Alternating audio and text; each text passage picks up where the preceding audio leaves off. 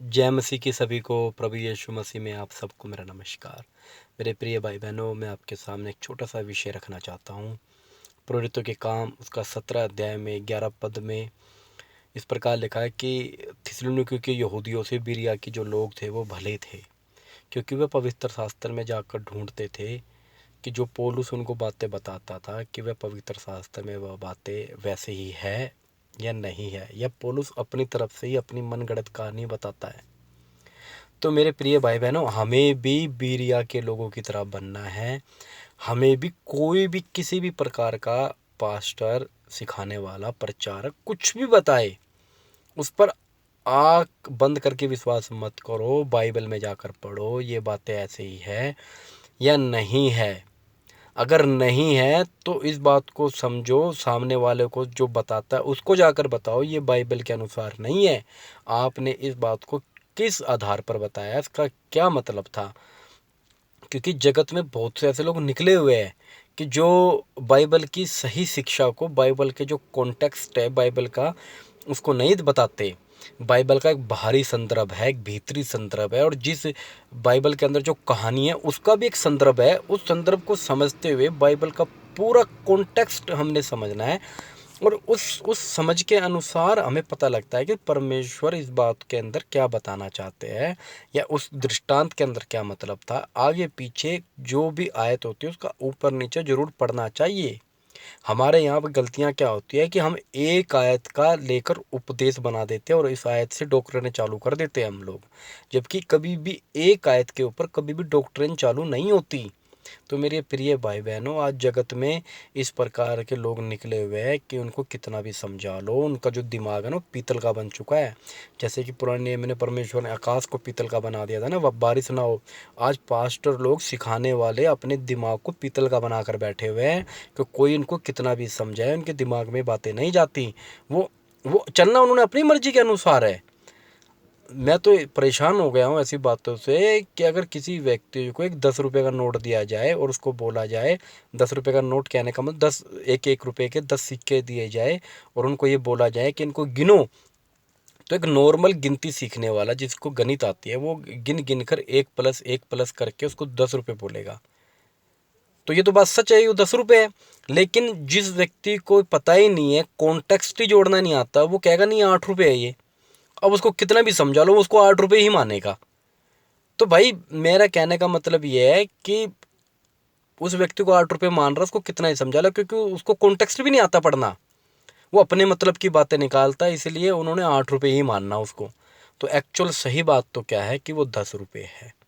तो मेरा कहने का मतलब ये है कि हम जितने भी मसीह यीशु में जितने भी लोग हैं, परमेश्वर के वचनों को बड़ी गंभीरता से पढ़े, उसका कॉन्टेक्स्ट पढ़े, आगे पीछे दाएं बाएं सब ऊपर नीचे उसको पढ़े, उस बात का मतलब समझे, क्यों, कब, किस लिए हुआ, ये बातें हमें समझनी है।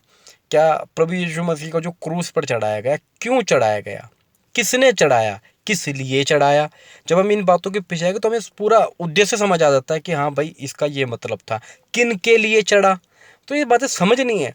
कोई भी टॉपिक को ये सब पूछना है, क्यों, किस लिए, कैसे, किन के लिए।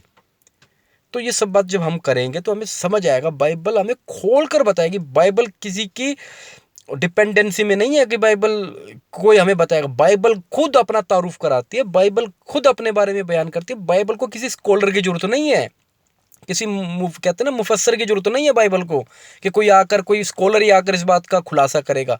बाइबल अपना स्कॉलर खुद है। बाइबल को बस ठीक से पढ़ने वाला होना चाहिए, पवित्र आत्मा साथ हो, परमेश्वर का आत्मा साथ हो, बाइबल पूरी बातें खुलकर बताएगा। और जो परमेश्वर का वचन कहता है, जिन बातों को ज्ञान की बातें भी कहना ठीक नहीं है, उन बातों से परे ही रहो। क्योंकि बहुत से लोगों ने मसीह के सुसमाचार को बिगाड़ दिया है, इस प्रकार के उपदेश ला ला के लोगों के उद्धार को रोक दिया है। इस प्रकार के कानून लगा दिए कि खुद तो अपनी उंगली से भी नहीं सरकाते उनको, और दूसरों के कंधों पे डाल दिया है। जैसे फरीसियों के विषय में परमेश्वर ने बोला था कि ये वो फरीसी है कि अपने मत में लाने के लिए जल थल में फिरते, और अपने मत में जब किसी को ले आते तो अपने से दूना नरकीय बना देते हैं उसको।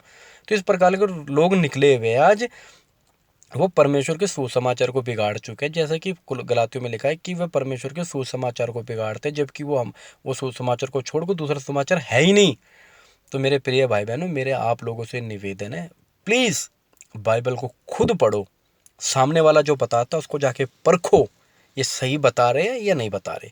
खुद पढ़ो, उसमें कोई बुराई नहीं है।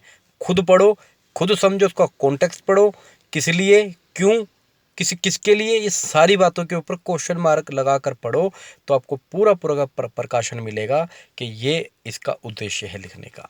मेरा बस यही एक निवेदन है कि बाइबल को ठीक रीति से पढ़ा जाए और उसको ग्रहण किया जाए कि ये बातें इसीलिए ही लिखी गई है।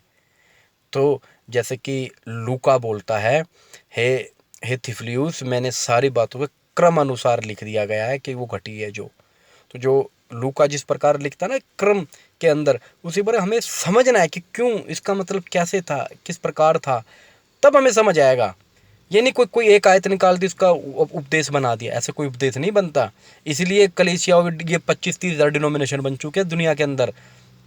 इन्हीं बातों से हर कोई अपने मुताबिक एक आयत निकाल देता है, उसका अलग ही मतलब निकाल कर चल पड़ता है, वो एक डिनोमिनेशन बन गया। एक ही बाइबल पढ़ने वाले, 66 किताब को पढ़ने वाले 50,000 से 48,000 लगभग डिनोमिनेशन बन चुके हैं पूरी दुनिया में। एक ही बाइबल को पढ़ने वाले क्यों बन रहे हैं भाई? अपने अपने सब अपना तर्जमा करके बैठे हुए। तो ये बहुत गलत है। बाइबल को ठीक रीति से पढ़ो। परमेश्वर की आज्ञा कठिन नहीं है, मनुष्य कठिन बनाते हैं इनको। बहुत अच्छी और जीने लायक आज्ञा है परमेश्वर की, हमारे जीवन को बहाल करती है। मेरा सब लोगों से ये निवेदन है, बाइबल को पढ़ना सीखे, ठीक से पढ़ना सीखे। सभी को जय मसीह की। God bless you all.